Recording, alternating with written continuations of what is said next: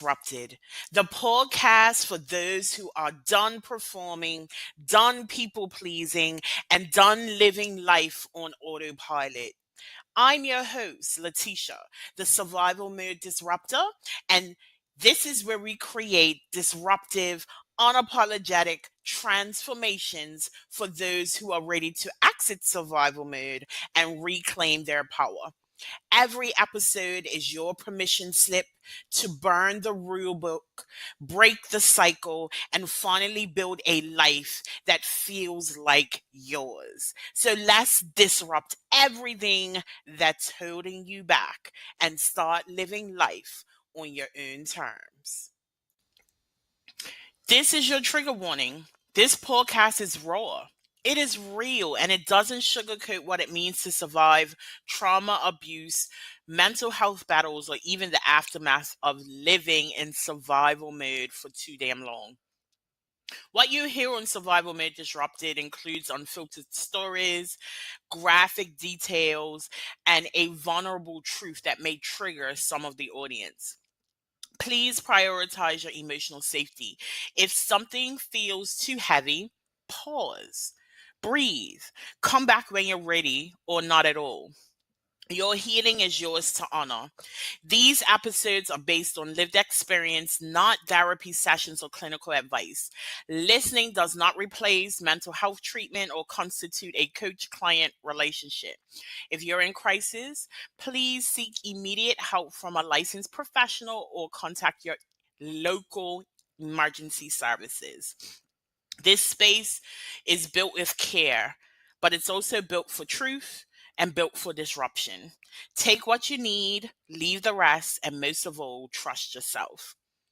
If this podcast speaks to your soul, you don't have to do this work alone. Feel free to join our free Facebook community for high achieving women ready to break cycles and heal out loud. Join us at Disrupting Survival Mode on Facebook, or grab the book that started this movement, Exiting Survival Mode, a raw step by step guide to help you identify, release, and rebuild from the survival patterns that have been keeping you stuck. Hello, hello, hello, and welcome back to another episode of Survival Mode Disrupted. I am your host, Letitia, the Survival Mode Disruptor, and today we have Gerald with us. Gerald, why don't you introduce yourself? Thank you. It's a pleasure to be here, Letitia. My name is Gerald Collins, and if you see behind me here, or I guess that way, I've I'm the founder of Run Rev Coaching, and essentially I got the name because when I first started going online quite a few years ago, I adopted the online moniker of Run Rev because at the time I was a runner, so I liked the run, and I was a minister, so it was running Rev, Run Rev. And it was also a nod to an 80s icon. If you're ever familiar with the notation of Run DMC, I was born in the 70s, grew up in the 80s, so it was a fun, tongue-in-cheek nod to an 80s icon. Who is also a Rev. So hey, it works well. So I'm so excited to have you here today. We're gonna kick it right off. How would you describe survival mode? Survival mode to me is a state where you're existing. It's a case where you're barely getting your day-to-day life and activities done. You're doing the bare minimum, so you're not doing anything extra. You're just surviving. You're doing what you need to do to get the bills paid. You're doing what you need to do to make sure your family's barely taken care of, but you're not really in the mode to go out and enjoy time with friends or family. You tend to isolate yourself. And even when you're around people, you feel both physically and emotionally withdrawn. You don't want to see anyone, you don't want to talk to anyone. And those that you do talk to, you almost feel like they don't understand what I'm going through. They don't understand me, that they can never figure out what this is going on. And in my case, with my family, I was a jerk. I was short. I was just hateful to my wife and my child. And I also knew that I was in survival mode, but I didn't know how to get out of it. I knew I was just going through the motions. And honestly, the fact is that almost made it worse because I felt like I wasn't I wasn't being a good father, I wasn't being a good husband. And then that feeling of not being enough led me deeper into the survival mode, which then made me more of that same behavior, which then led me deeper into the survival mode. And it was a never ending spiral. It definitely becomes a spiral because the narratives that we hold as a result of recognizing that we are stuck then becomes self-fulfilling prophecies because we don't know how to challenge that narrative. So, Run Rev, tell us your story to and through survival mode. So my main survival mode started when I lost my mother somewhat unexpectedly in 2011 to breast cancer. I had dealt with depression on and off for most of my teenage and adult life. I didn't even know till I was 23 what the word dysthymia meant. I just thought that's the way that life was. And so I had dealt with some mental health issues almost all my life. At that time, I didn't want to tell anyone about it. I was very secretive. I would go, when I finally hit a major episode, I would go get help, but I didn't want anyone to know that I was dealing with mental health issues. It had a huge stigma around it, and I didn't want to let anyone know. And that's important because while I was dealing with it, no one or very few people in my circle of friends or family knew that I'd been dealing with this most of my life. But when I lost my mother, unexpectedly in 2011, and we had known she had breast cancer 17 years earlier. So it wasn't 100% unexpected, but the reason I say it was unexpectedly is she'd gotten breast cancer, went into remission for 15, 17 years, and it came back, and she was undergoing chemotherapy. She was, her tumor markers were decreasing, and it looked like she was winning the battle again, except for she wasn't. She had been having some issues for about 2 months prior to this. And I found out later that she'd went on a Wednesday for a chemotherapy treatment and immediately sent her to the emergency room because of some markers, some blood issues. And they basically told her, you're done. She had met with hospice on Thursday, and then she met with me and my wife for the first time on Friday. So we found out on a Friday that she was under hospice care. She was still able to talk and communicate with me and my family, just like you and I right now. But then it took a very quick downturn. By Saturday, she had got to the point where she might was only able to speak one or two sentences at a time. And then by Sunday, she was down to maybe 2 or 3 word sentences. And then by Monday, she was pretty much almost catatonic. She might make some noise, but she wasn't talking. So I found out on a Friday she was in hospice care. Monday night at 11:15, she had pretty much passed away.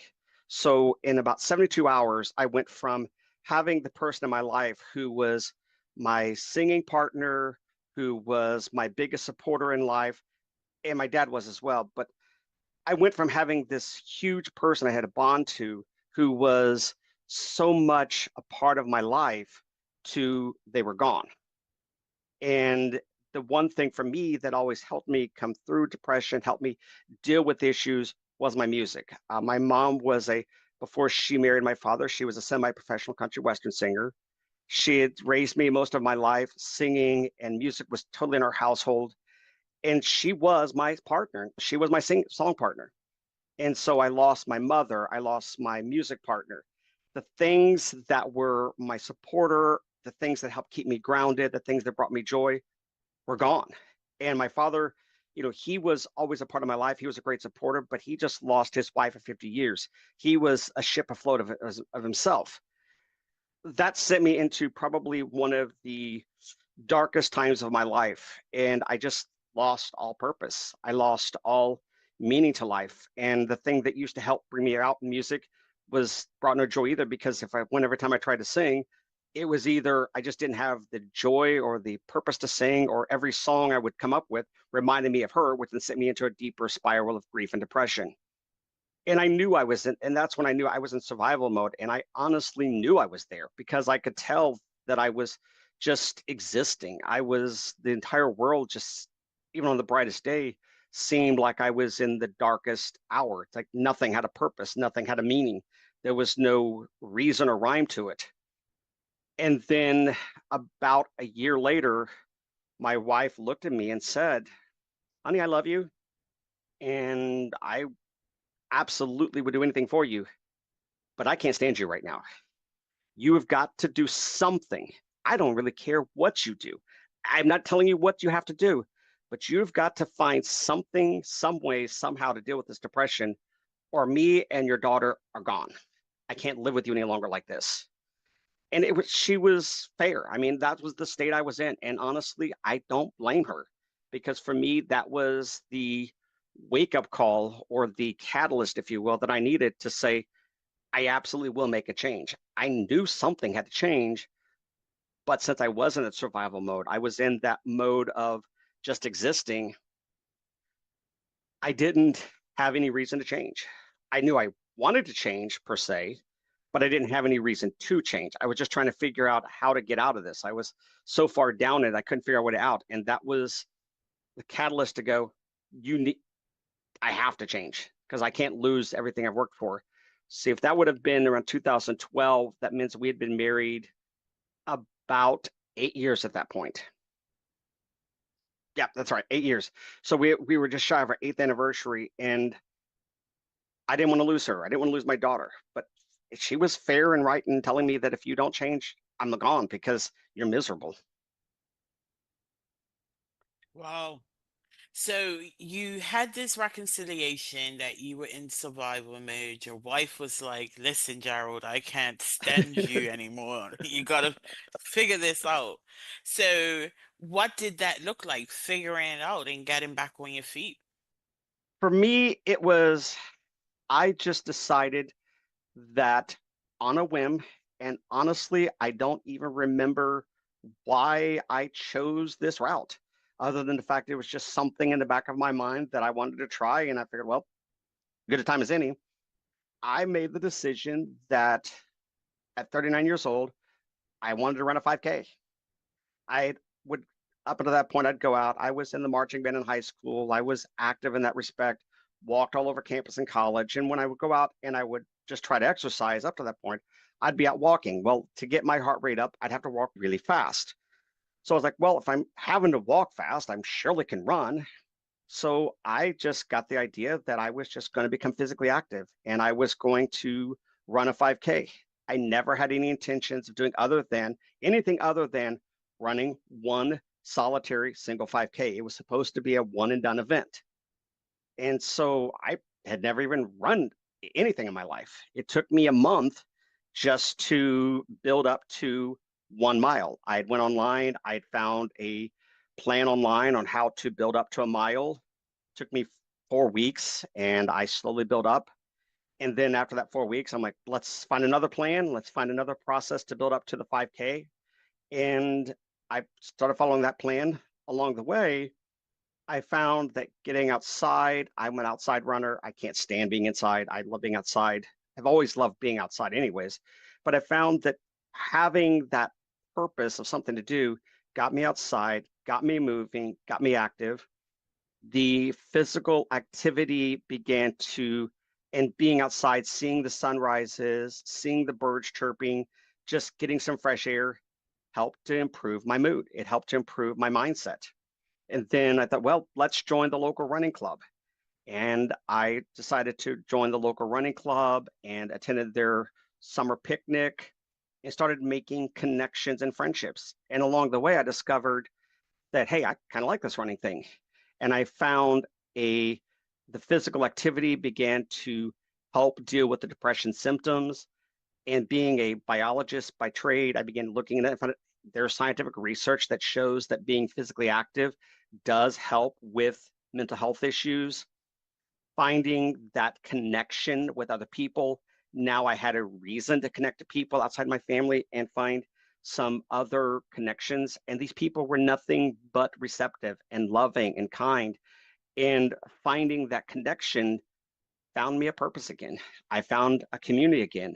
And that community helped give me a reason to get up in the morning, a reason to keep going in the morning. And they were nothing but supportive of where I was in my journey. And then after that first 5K, it's like, hey, I kind of like this. And then I signed up for another one. And then decided that the following year I was going to run my very first marathon. I personally don't recommend going straight from a 5K to a 10K to a marathon, but it's what I did, and took 5 months building up to that. But that gave me a reason to get out of the house. It gave me a reason to get moving. It gave me something to do again. And by doing that, it began to change the mindset I was having. It began to give me some purpose again. And I just fell in love with that. And then as that began to help improve the mindset and began to help the mental aspect of my day and my life, I began to change. I began to have that joy of getting out and doing something again, that beautiful feeling of having a purpose again. My entire being came back again. And I can understand why. Like you said, there are scientific reasons behind why activity, the endorphins that is created, like the Yes, endorphins are like happy hormones. So you yes, will feel better. And the activity created community for you, which also helps us feel better. Oftentimes, we get into a space where we're living such a routine, and then having something slightly different outside of our routine gives us something to look for. But you said something really important there, right? You talked about purpose. And for people, purpose looks different for everyone. yes, Sometimes people want a purpose in life. Sometimes people just need a purpose in their day, right? Like a yes, reason to get up and get moving and do something different. When I work with clients, one of the things that we do focus on is just that, finding purpose. Because I think it often takes us away. When we're in survival mode, we kind of get sucked into this cycle of focusing on the thing that got us there in the first place. And yes, having a purpose, whether it's a purpose for the day, a purpose, you started off, I want to run this 5K. That was a goal that drove you, right? So having something other to focus on gives us the capacity to do a little bit more in our day. absolutely. It's something I have found over the years, over and over again, that's so powerful. And it sounds so simple, just moving. A lot of people go, how can that help? It's it's so simple. It's almost crazy.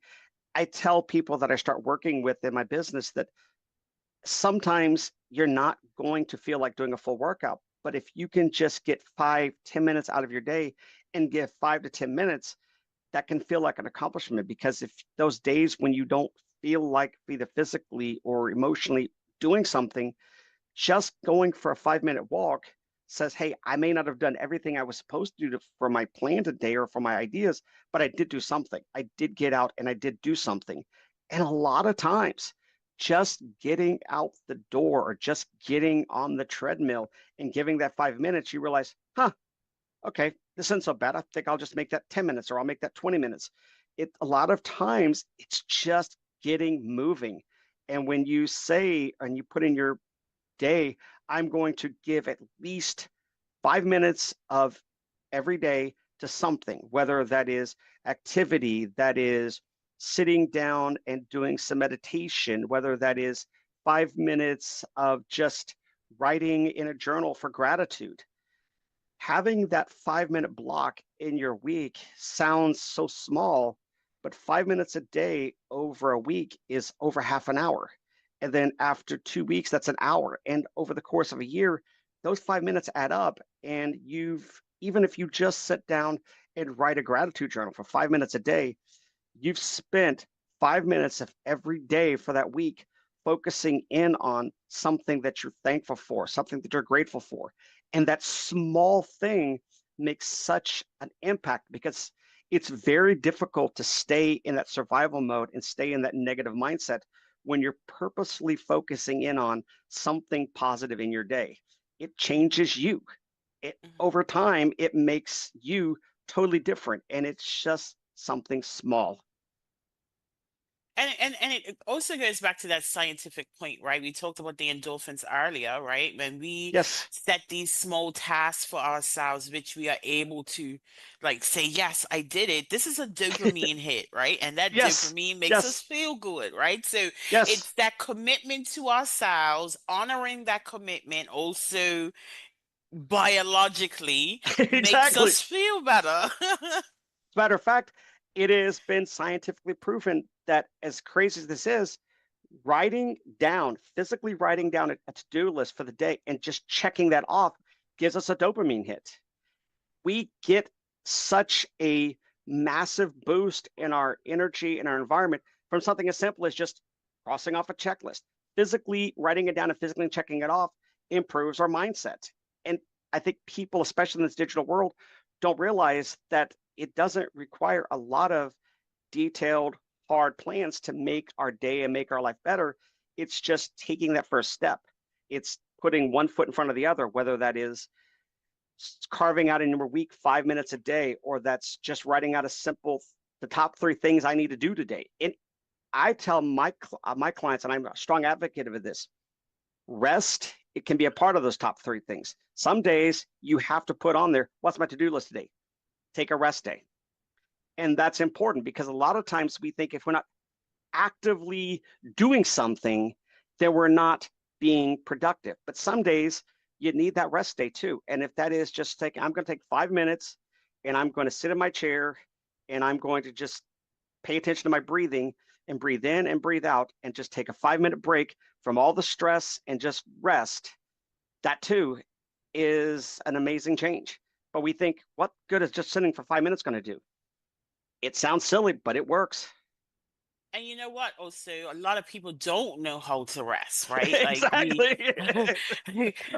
I've, I had a point in my life where I felt guilty. If there were things that Yes, needed to be done and I'm resting, like what am I exactly. doing? Exactly. But sometimes it does take that, right? Like you're a minister and the seventh day is for rest. And we have moved away from that. We have lived in this fast-paced world that has conditioned us to believe that we should be on the go all the time. And Absolutely. that negates the need for rest as if it's Yeah. just some buzzword. But our body needs it, our minds need it, right? Yes. Um, and Yes. and and we gift ourselves peace when we rest if we are Yes. able Exactly. to. So, someone might be listening to this and be like, wow, I hear you that, I should get out and I should be more active, but I don't really have the motivation to do so. What do you say to that? That's honestly why I advocate for and truly believe in looking at your calendar, looking at your week, and starting off. I personally recommend 5 minutes, but honestly, if you're having that much of trouble with motivation, start with 2 minutes. Block off 2 minutes in your day. Best scenario, 2 minutes at the same time so that you know every day that's what your time dedicated for. But if you have to move it, you have to move it. That's life. But take that small, minuscule block and put that in your schedule. That is your time, whether that be physically active, whether that be taking a rest, whether that be, like I said earlier, meditation, but block that off in your schedule. That is your time. And just make that time critical. Just like you wouldn't skip an appointment to your doctor or you wouldn't skip an appointment to go to work, mark off this small amount of time. And if it is only 1 minute or is only 2 minutes, okay, that's your time, and that's what you're going to start with. And start off with the bare minimum you think you can do with. If 5 minutes sounds, oh, I can never do 5 minutes, okay, make it three, make it two. Find some schedule of time that you can be consistent with throughout your week and just mark that down and know that at 5 a.m. every morning, I'm going to take a break and I'm either going to walk to my mailbox and back, or I'm going to walk around the block, or I'm going to sit down and actively journal, or I'm going to sit down and just take a breath worker. That's my time. That's my time. I've got to cut it out. And if Doing it for every day sounds too overwhelming. Oh, I can't do that every day. I can't do that every day. Then start off with 3 days. Give yourself the time that you think you can do and mark it off and just make it sacred. Make that your time and put your phone on do not disturb. Put your phone in another room. Close your computer. That is your time. Let your husband, your wife, your kids know this is the time I've dedicated, and that is your time. And just focus in on what you want to do, whether that's walking, running, jumping up and down, reading a book, something that is your time. And it's amazing how just starting small makes a huge difference because you go, well, I'm only doing 3 days a week. Yes, but then you get in the habit of that becomes your time for 3 days a week. Then you can add that fourth day. Then you can add that fifth day. And then you realize, well, okay, if I'm going out and walk for 5 minutes, I'm normally go 2 minutes out, 2 minutes back. But today it's a really beautiful day out. I think I'll make that 10 minutes. And you let your significant other know, I'm definitely going to be back in 5. I might be 10 minutes today. And if you decide that at 2.5 minutes, nah, I'm coming back today, fine. But you'll find that sometimes you'll go, you know what? I think I can do 10 minutes today. And then you add that. And it's a slow building progress. The point is, you want to set a time that is doable and you want to find your wins by celebrating those small victories each and every day. But if Hmm. you don't make that time set aside, life will get in the way. And it'll be like, and some days, like I had a run this week where I didn't feel like doing it. But you ask yourself, okay, am I physically unable to do my activity today? If you're sick, you've got a cold, whatever, okay, you missed the day because life got in the way. Is my kid or my spouse sick, or is there something that I physically don't have this time to do that today? Okay, that day's fine. But if you ask yourself that mental inventory of, do I have a physical reason why I can't do this? Do I have a scheduling reason why I can't do this? Or is it just I don't feel like it today? And on those days where it's like, okay, well, I don't have a physical reason why I can't do this. I don't have a scheduling reason why I can't do this. And since it's such a small part you're starting off with, you go, I'm going to do this. I don't really mentally feel like it, but I've set this time aside. This is my time, and I'm going to do this today. And that's why you start small because you build those small victories. That's what I would tell someone. Hmm. Absolutely. And basically, what I heard you say, in the absence of motivation, discipline is required. And that is just Yes. it's just that discipline, Yeah, like we don't always feel like showing up, but we show up because we're disciplined. And I think exactly. that is what is important, that commitment to ourselves. Well, Gerald, I have enjoyed this conversation. Tell us a bit more about how we can find you online. You can find me online at my website at runrevcoaching.com. I'm on Instagram at runrevcoach_Gerald, and I'm on Facebook at runrevcoaching. Yeah, you can find me online there, and you can also email me at gerald@runrevcoaching.com. Okay, well, we'll make sure that information is in the show notes. So, to wrap it all up today, one key takeaway for the audience to action. One key takeaway is if you want to make a change in your life, you start off with small changes. You're going to get to the end result by making small steps today. So the key takeaway is find that small time in your daily schedule that you can dedicate to you to making changes in your life and schedule that out. Make that a priority in your life. And it doesn't have to be big, it just needs to be done. So if that's 1 minute a day, if just 1 minute out of the day, that's all you can give, take that minute. If it's 2 minutes, take that minute, but make a time in your day when you can actively focus in on improving yourself. And over the course of time, you will transform because you'll look back and go, how did I get here? I didn't even think this was possible, but you got there by taking small steps. They say the journey of 1,000 miles begins with a single step. And if you want to overcome your hurdles, you just have to commit to yourself. Thank you so much, Gerald, for your time on Survival Made Disrupted. And audience, thank you for catching another episode. I just want to remind you, you were not built to break, but you damn sure were not built to just survive. Disrupt the cycle, reclaim your life, and thrive on your own terms. And I will see you next week. Once again, thank you for joining another episode of Survival Mode Disrupted, hosted by the Survival Mode Disruptor, Letitia.